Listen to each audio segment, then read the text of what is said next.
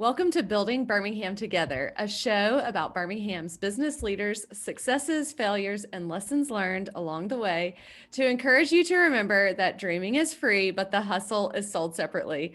I'm your host, Kim Lee, founder and CEO of Forge. Building Birmingham Together is brought to you today by Forge. Forge is Birmingham's first professional co-working space located in the heart of downtown Birmingham at the Pizitz Building. With private offices, open workspace, as well as meeting and event space, Forge is the place where business owners and entrepreneurs come together, meet new people, and get work done. If you'd like to find out more about Forge, you can visit our website at workatforge.com and schedule a tour directly on our website. And to help you thrive in 2021, Forge is offering a 21% discount on all memberships for your first 3 months if you join Forge before January 31st. Today, I have Deon Gordon with us on Building Birmingham Together. Deon is the president of TechBirmingham, and I have had the pleasure of knowing and working with Deon in both his previous role at Rev Birmingham as the director of business development and now in his role at TechBirmingham. And if you know Deon, and by the end of this episode, this will be true of you, you know that there is a consistent driving force behind all the work that Deon does. His love for Birmingham and his desire to make Birmingham the very best that it can be. And Deon does this through supporting and growing businesses. He knows that in order for our city and those living in our city to prosper, we must have a thriving ecosystem that continues to promote the growth of businesses and launching of new businesses. So I'm so excited to have you today and for you to share this passion and how it has led you to TechBirmingham and what y'all are doing with all of our listeners. So thank you, Deon, for being here today. Thank you, Kim. I am excited. I am honored to join you on this. I really am beside myself right now because I think this just represents in so many ways the best of Birmingham, where we are right now, but also our potential, where we can go. To see the impact that you have already made with Forge in very short order. It is remarkable. And I'm grateful for you and the time that you give as a board member to Tech Birmingham. So thank you.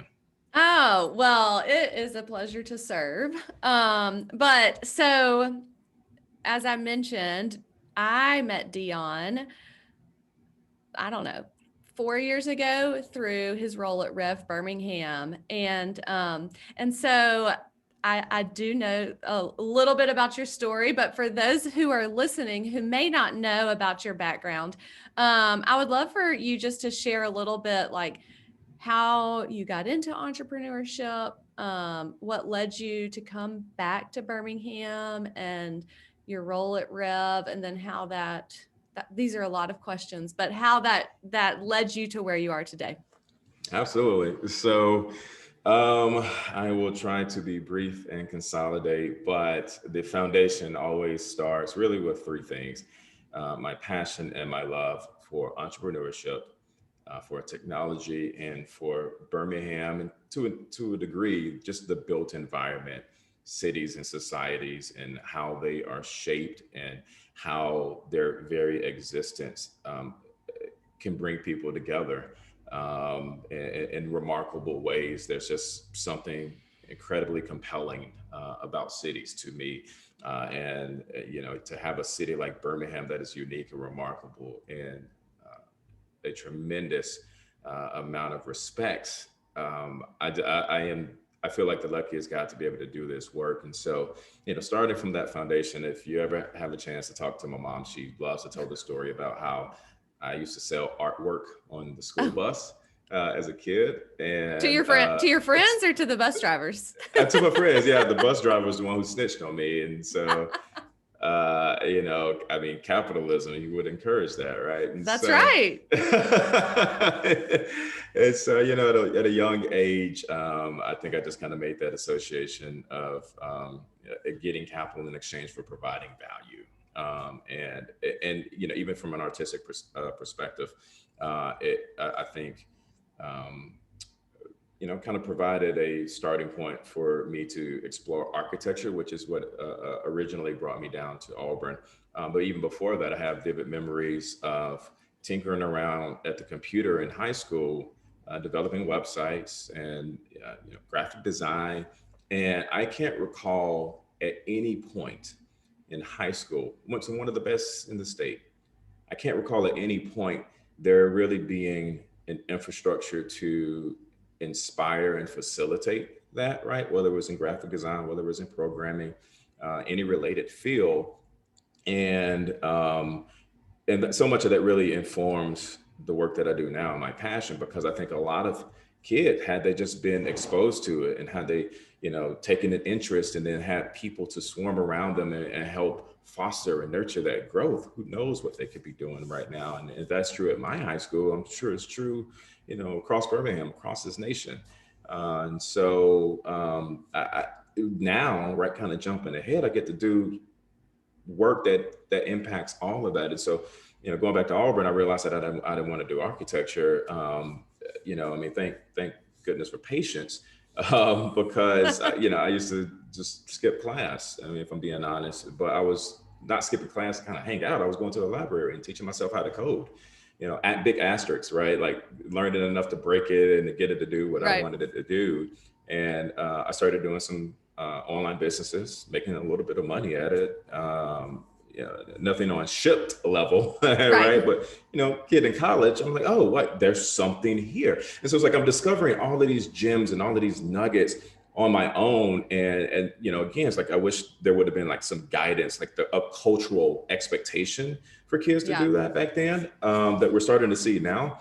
And so, long story short, I guess a few years after that, I had connected with John Garrett, rest his soul, but he became one of my best friends, my mentor. He brought me into what he was building. And so, and that startup is still in existence today. And so that really gave me a lot of business foundation as well as technical foundation. Shortly after that, after he transitioned, Rev Birmingham had reached out, and they took a shot on me because I didn't have an economic development background. I knew about entrepreneurship, and my passion allowed me to have such a wide and diverse network among Birmingham. Hmm. I think that was viewed as a value add, and I was just super passionate about this city. And so I think that aligned with Rev Birmingham and the vision that they had. And so I was fortunate enough to lead the business development efforts, right? I met you, and then to see individuals like Zebby Carney as he is Yeah. going from concept to concrete with Eugene's Hot Chicken, shoe shop, and folks who are going through the big pitch. Not even, I mean, that was just, it filled me with so much pride and excitement, and it still does to this day. And so did that for a while. And then my predecessor here at Tech Birmingham, Jennifer Shellum, we had developed a great relationship, and the opening for this landed on my radar.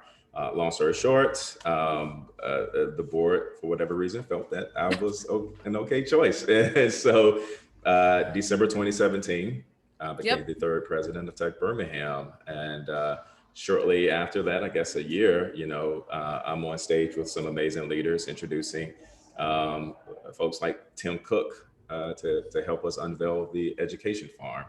So that's my journey in a super condensed Yeah. nutshell, right? I love it. Yep, very short. Well, Right. so from my perspective, when I knew you at Rev Birmingham, and just your love for the city and entrepreneurship, like it just exuded in everything you did. And we talked before, and I told you, I don't. I didn't even realize that you had a tech background or a passion in tech. So what was it like making that shift from working, with small businesses and entrepreneurs, but more, it's just a different focus than a tech background. That shift, and also from being a leader of a department to shifting in to the tech community, leading the organization, and what made you want to make that transition? Absolutely. So, you know, one of the things that really inspired me to do it, was my network, my group of friends, because I was in love with the work that I was doing at Rev Birmingham, Yeah. and so it was a very difficult decision to make, and um, so a lot of folks encouraged me to do it, and the more that I thought about it, obviously it made sense, right? I have a background in it. I know people in the tech community, so it was an easy jump in that respect. But I will say this: it highlighted to me how important it is for Birmingham to make sure we are creating a city where those small businesses and those owners can thrive in, Hmm. because to me it crystallized the symbiotic relationship between tech and between the built environment, between the small business, climate, Right. just the dynamism of a city. Because if Birmingham is going to be competitive and attract talent and retain the talent that we are, that are in our secondary and higher education institutions, we have to have an attractive, compelling, dynamic, fun city. Right. Is incredibly hard. I mean, you think about all of these places, these established tech hubs and those that are emerging now. They kind of share that in common, right? I mean, you Hmm. look at Boston, Austin, Nashville, right? Like these are just cities known for vibrancy, Right. and so uh, Birmingham, we have to make sure that we're really leaning into that, right? So I talk about small businesses a lot. Obviously, I mean that's like the soul of a city in so many ways. We used to Hmm. joke that nobody would go to New Orleans for Ruby Tuesdays. Nothing against Ruby Tuesdays, all right? I'm sure they're fine, right? Endless apps, That's but right. right. But you're probably going for the architecture, the music on the streets, the restaurants, the stories, the history of the place. And Birmingham really started to embrace that. I mean, to a degree, we've embraced certain elements of it throughout our modern history. If you look at the preservationist movement that really kind of kicked off after the terminal station was torn down, right? So obviously Birmingham has great bones about itself, which is really rare in the South. You don't see that a Hmm. lot. A lot of those cities kind of tore down their historic fabric in the name of progress and urban renewal. Birmingham kind of escaped that to some degree. Um, and you look back 10 years ago to Railroad Park, Right. and that just, I mean, you talk about a catalyst, right? And the thing that was so important about that was um, 19 acres. Not only did it impact the adjacent blocks, right? I mean, tower cranes are all over the place, right? You can't drive down the street without hitting a construction cone. Right. But it also changed our collective psyche, the way we saw ourselves as a region. Hmm. And that was kind of like the first physical manifestation of um, gusto, right? Like Birmingham dreaming big and actually achieving it. It had Yeah. been a while since we had a win like that. Hmm. You go back to 1999, the failed maps proposal, where I mean, Birmingham was at a low point. Right. Six Fortune 500 companies down to one, brain drain, right? And now we're starting to kind of like see the reversal of a lot of that. And in so many ways, I really attribute it to Railroad Park. I just wrote off the board, so selfish plug. If you're That's not a right. member, if you're not a member of Railroad Park, please consider joining or donating. But yeah, absolutely. To answer your question, right, it was an easy jump in that it brought together so many of my passions, and even being able to apply some of the principles that you really see in technology, right, living in startup methodology, kind of being one of them, and applying that to what we were doing with our entrepreneurs at Rev Birmingham. I thought that was Right. just super fascinating, right? Adopting that same concept, but then also on the reversing that, looking at the importance of that small business community to our ability to grow and attract tech companies here. And Hmm. so, it's no mistake that all of this is going on. And then in 2017, December, I think have Ship selling for 550 million. You have a new mayor. We had Lisa Herring, superintendent, who came in around that same time. I'm selected for this position around the same time. So much is going on and taking place that, is really us capturing lightning in a bottle. And Yeah. I think we have an opportunity to do that again over the next few years. So. Yeah. Well, so tell me, what makes you so excited to be the leader of Tech Birmingham? Like, what do you see Tech Birmingham can do for our city and our region? What makes me excited? Yeah. It changes. This is a chance for us to change Birmingham's future. Mm-hmm. I can't think of any other way to put it. I don't know Well, if let me, it's. oh, Sure. sorry.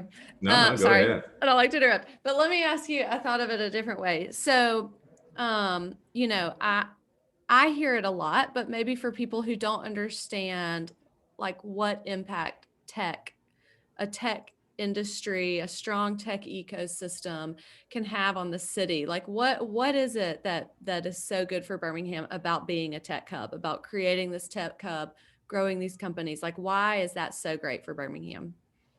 Why do you Well, believe? yeah, I mean, you look at where we're going with the fourth industrial revolution, right? The advancements that we're seeing in AI, Mm-hmm. and the level of disruption that we're seeing. And so much of Birmingham is really built on industries that are probably ripe for disruption, right? Mm-hmm. Big Mm-hmm. financial hub. Obviously, we've taken some body blows just traditionally in the M&A sector. Not too long ago, we're at another announcement. And Yep. so what does it mean? We have all of that talent here, all of that,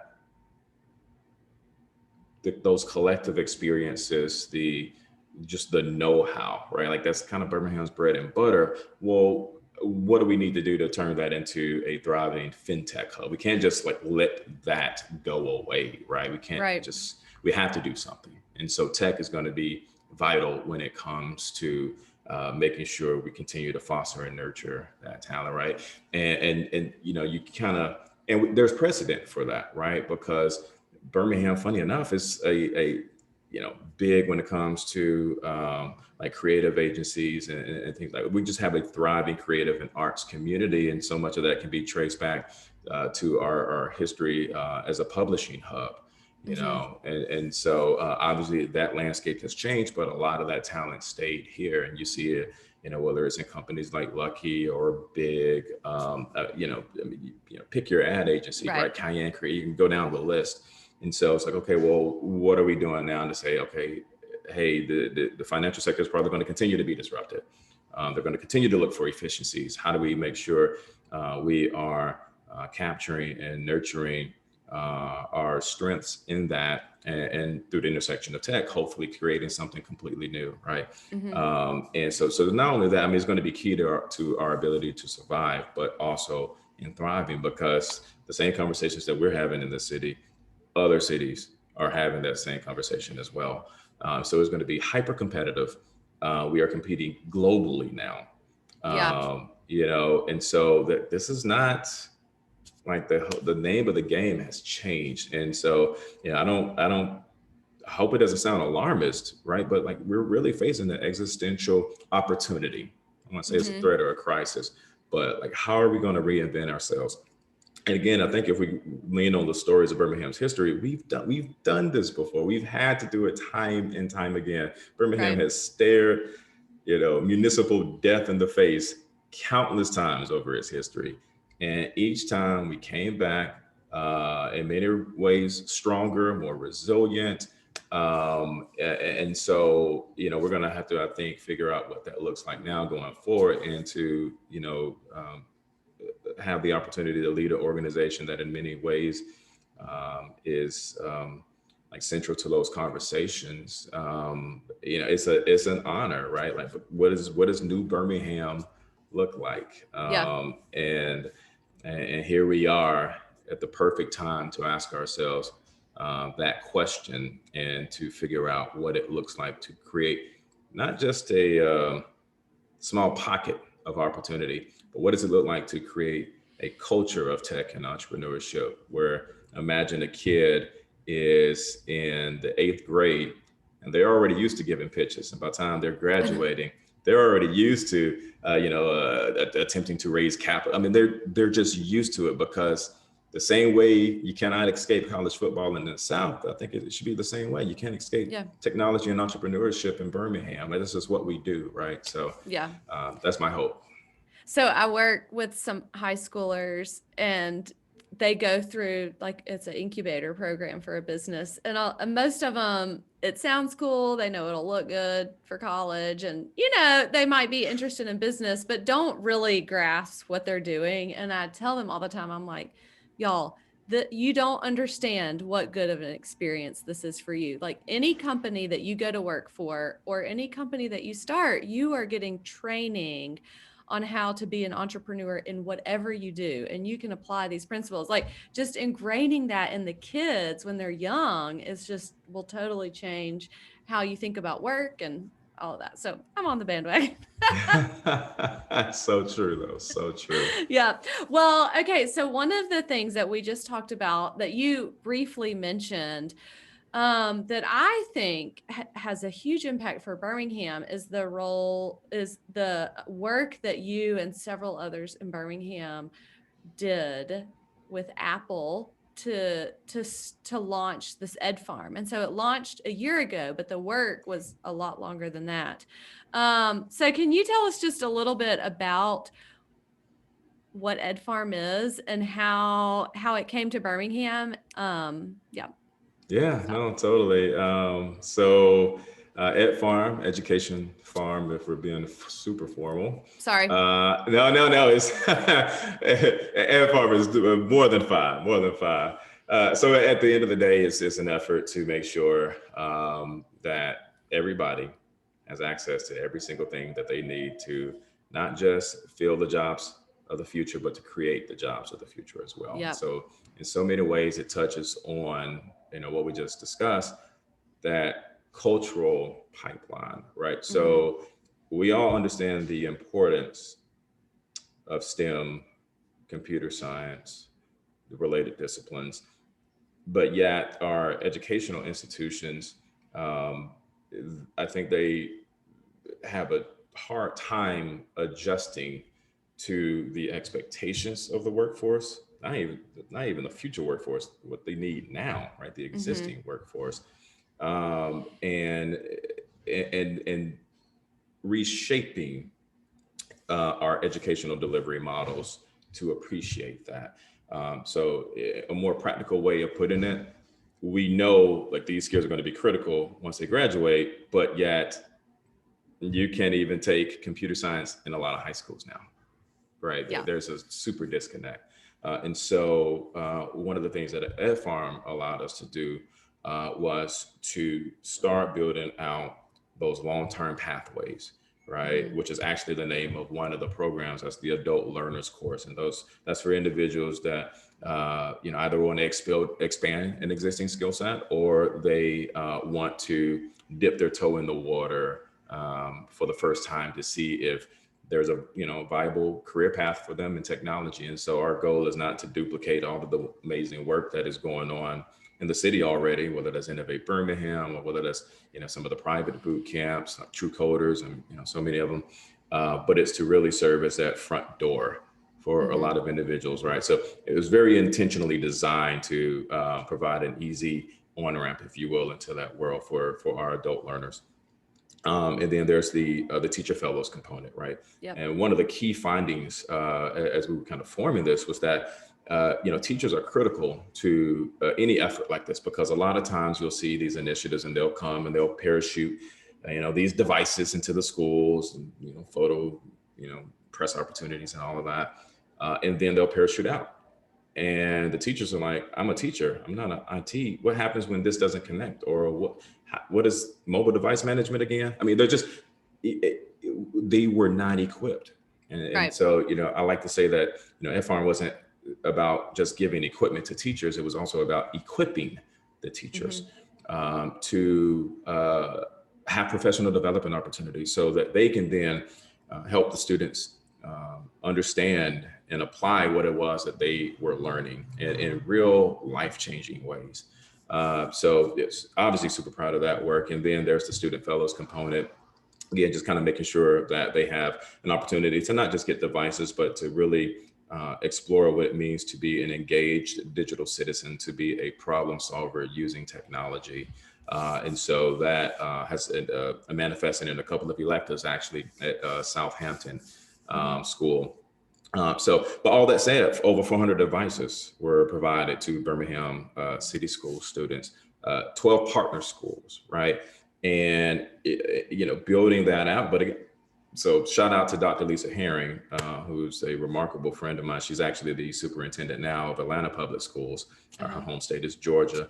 But when she was here in Birmingham, she was instrumental to that. So it kind of goes back to what I was talking about, capturing lightning in a bottle. Yeah. And I think Apple saw that as well, right? Yeah, I don't think Nick, you've mentioned, I don't think we've said yeah, yet that EdFarm is, yeah, I was hoping you were going to get to that. Yeah, it's yeah, Apple. absolutely.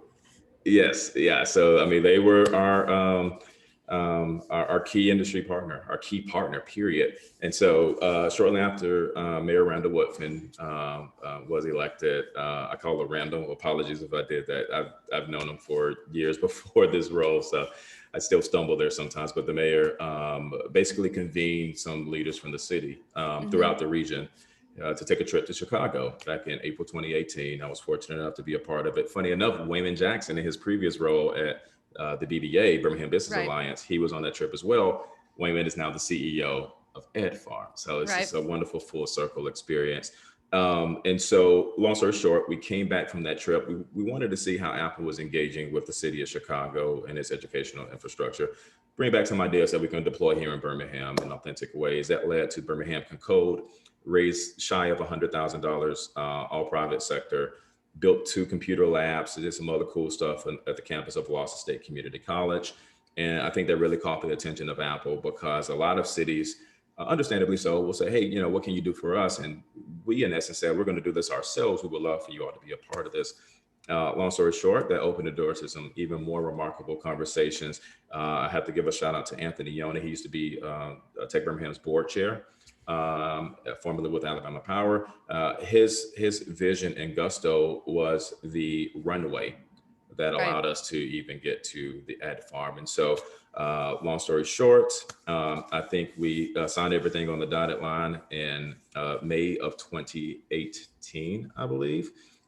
Did some rollouts, and then in February 27 of 2019, we were on stage with Tim Cook, surrounded by the entire Birmingham community, packed into what would become the headquarters for the EdFarm, and announcing something incredibly awesome, stupendous. I still cannot believe we did that.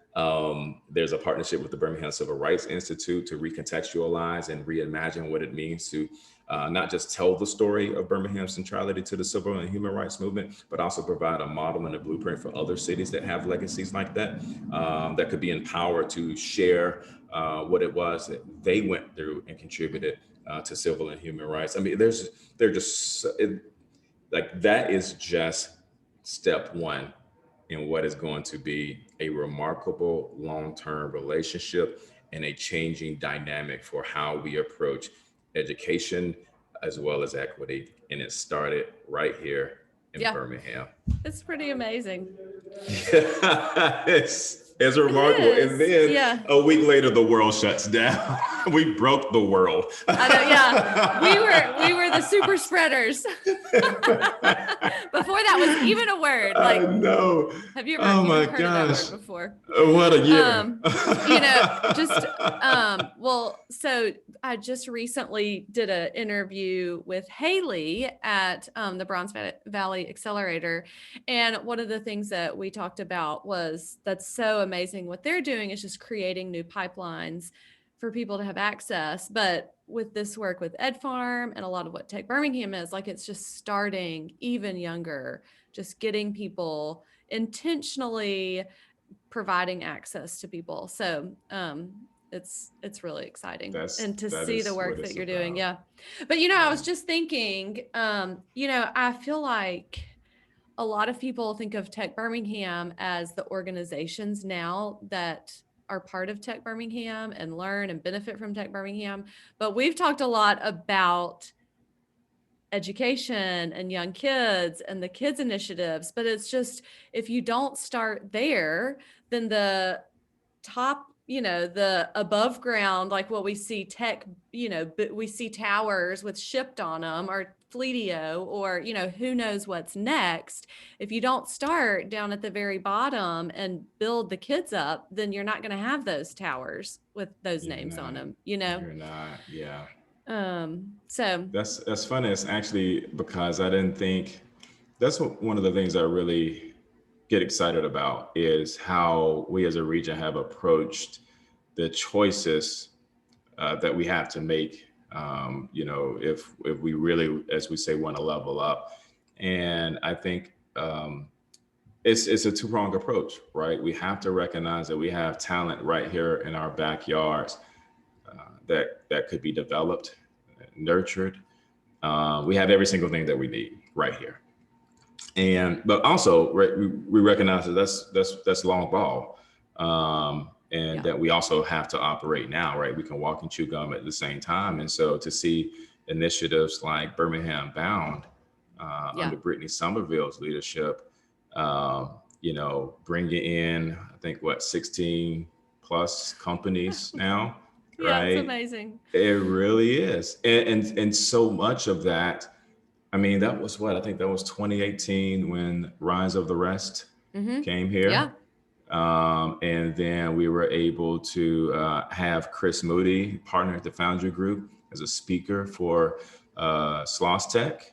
And I just read where they, I think, led around to invest in Landing, Bill Smith's latest venture. I did. Yeah, I read that, but I didn't read that. I didn't put those together.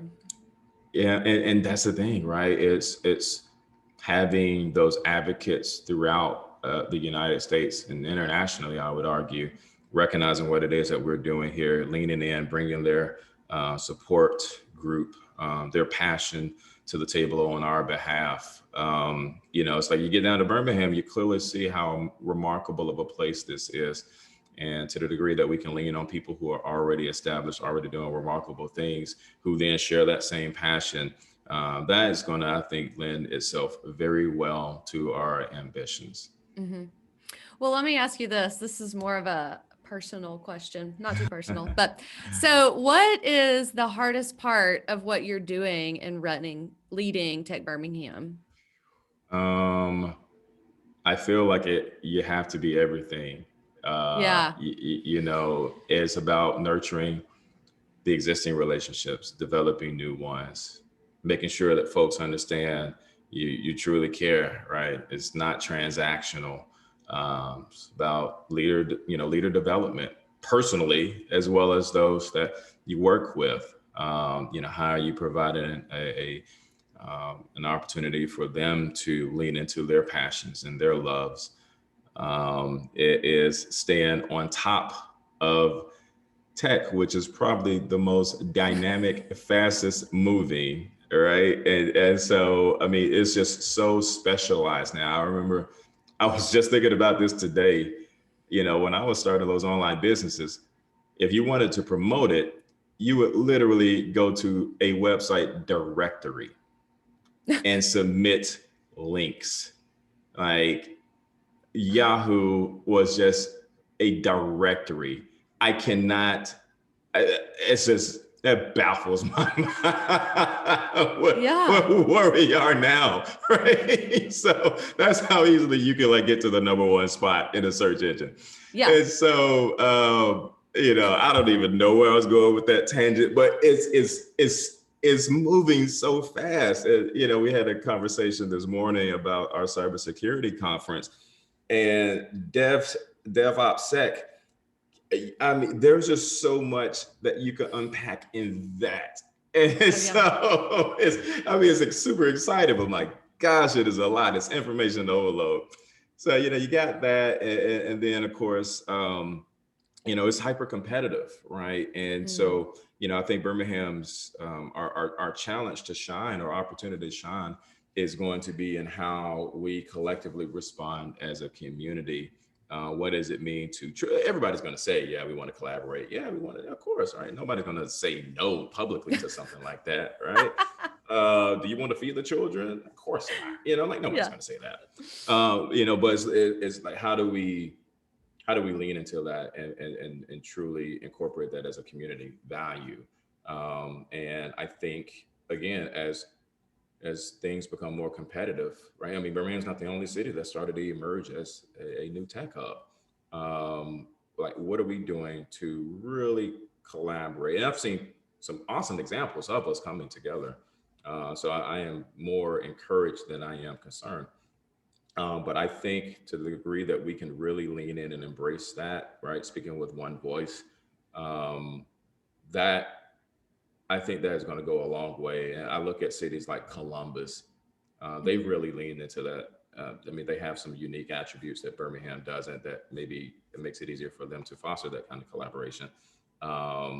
One of which is having a metropolitan government as opposed to, the way it's structured here. But all that said, though, there's still a lot of opportunities we have to come together and to make sure that we're leaning in collectively. So, I mean, I could go on and on, but like I really do count it all joy in that it's helping us level up as a region, right? Mhm. Funny enough, Devin Laney, who's actually over in Tulsa now, is the past CEO of Innovation Depot, past board member. He said something that always resonated with me, and it was that what brought you here won't keep you here.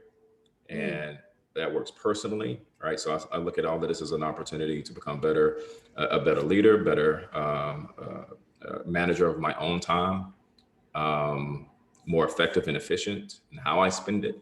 But I think it also applies to us collectively as a region, as a city. Like, we've done some pretty cool things, uh, but we're still not seeing the rate of growth that we need to, Mhm. population wise or business wise.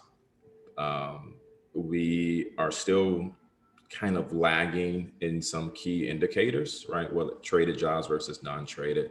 And not to get too technical, right? But I think if we start in like show us the warts, right? Like, let us know where we need to polish up. Like, bring it on.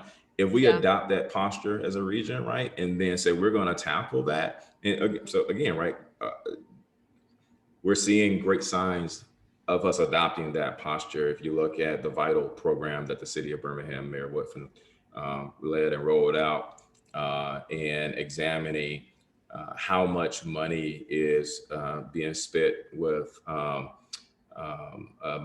minority businesses here, Mhm. Mhm. and then saying, okay, we're going to establish a baseline.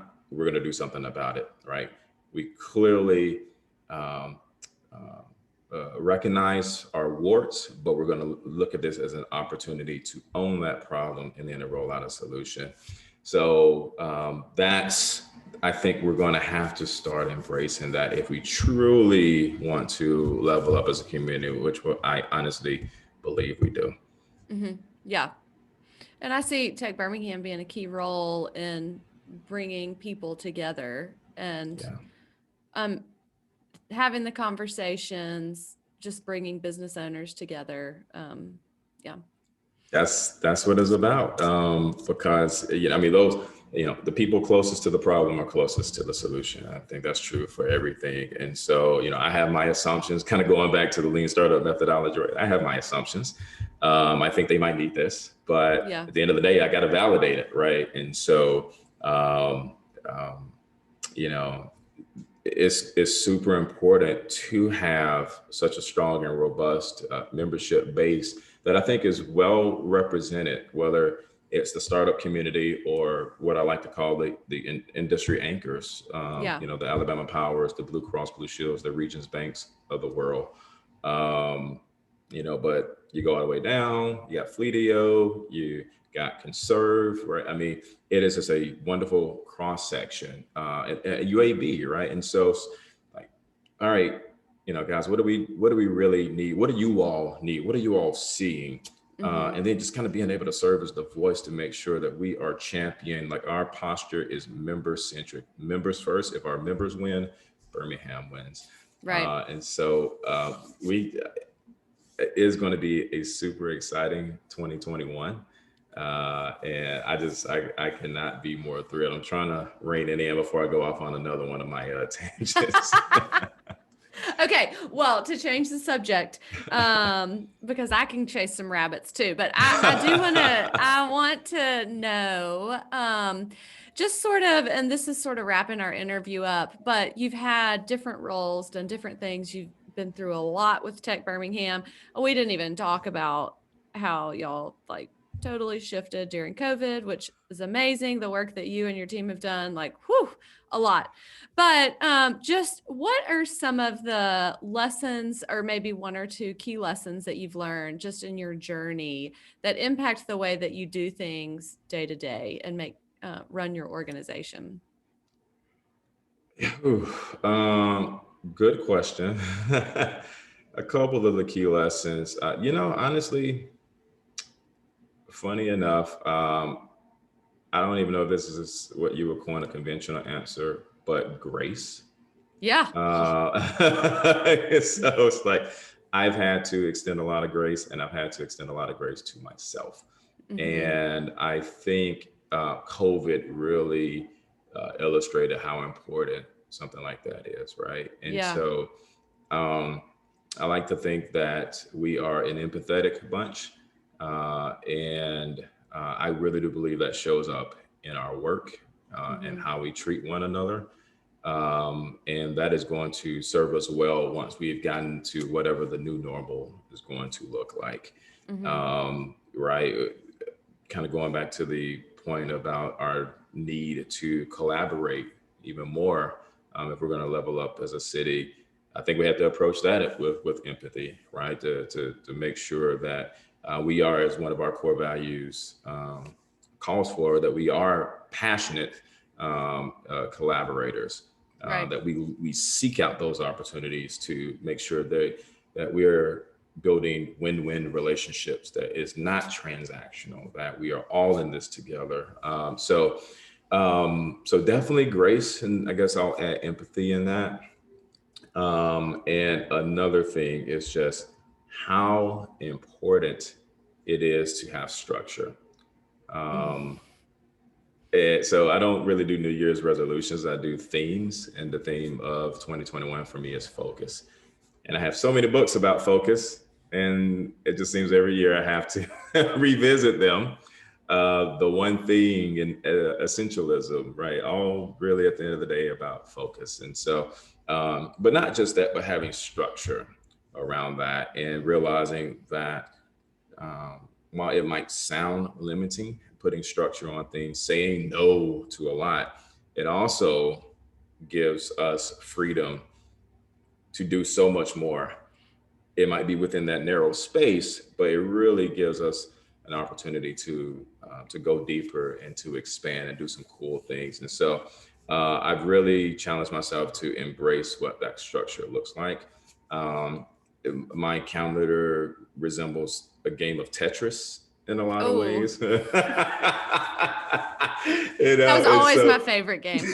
I don't know what that says about me, but it means that you're awesome. That's what it says. So, so it's like, all right, well, if I'm going to have a packed schedule, I still need to make sure that I have protected time, right? And so, I guess I'll sum all that up in leverage points. Like, how can I really make the 20% tweaks that will give me 80% of the results that I'm looking for? And then just do that consistently, right? Commit to that. So yeah, those are like the two lessons. I could talk a lot more about that, right? The importance of relationships, and how we nurture them, and just showing up for folks.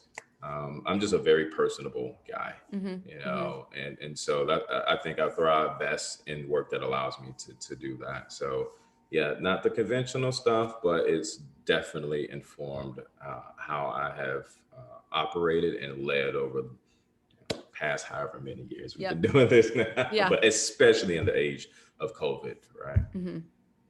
Okay, a few rapid fire questions. Oh, one gosh, yeah. that I think for this better question, not be about the McRib. I love it, but I haven't eaten it in a while. So All right. No, it had nothing to do with that. But I think I'll probably know the theme of what you're going to say, but your top business related books that you've read recently or that, have a big impact on you. Oh, definitely. So yeah, essentialism. Definitely. And that's Greg McKeown. The One Thing by Gary Keller, I believe. Definitely last name Keller. And Good to Great, which of course is just in the pantheon of all great business books. Jim Collins. Yep. And I just about completed. I might have completed it already. Great by Choice, which is another Jim Collins book, which I was instrumental in helping me think through what it would take for us to survive and thrive in COVID. Right, his book really is a remarkable book. I came across it at the perfect time, right when this pandemic was starting. And so definitely that. And let's see, we'll leave it at 4. Okay, now, that's awesome. I didn't know about Great by Choice, so it's awesome.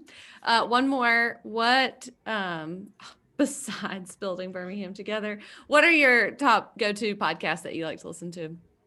Ooh, yes. Let's see. LinkedIn founder Reed Hoffman. Oh my gosh, help me out. Masters of Scale. Thank you so much. Masters of Scale. So that is a good one. Let's see. It's so funny. I really don't do too many podcasts, but I'm going to try to fish one more. Well, part of that, I listen to so many podcasts in the car. And since you live downtown, you just miss that whole opportunity to listen in the car. Yeah, it's great. It is really interesting. This is totally off topic. It is really interesting when I ask this question, because for me, like, my kids aren't in the car with me a lot of times anymore. Like, how much podcast listening deals with like stage of life, where you live, it really is pretty interesting. It's a really good point, actually. Yeah. Yeah. But Masters of Scale is a good one. Yep. And my superpower would be teleportation, I guess. if that was one, yeah. So you really wouldn't have to sit and wait. You could just hop to the next place. I'm all about efficiency. That's right. That's why I live downtown. That's right. I'm trying to think with what you just said that goes with.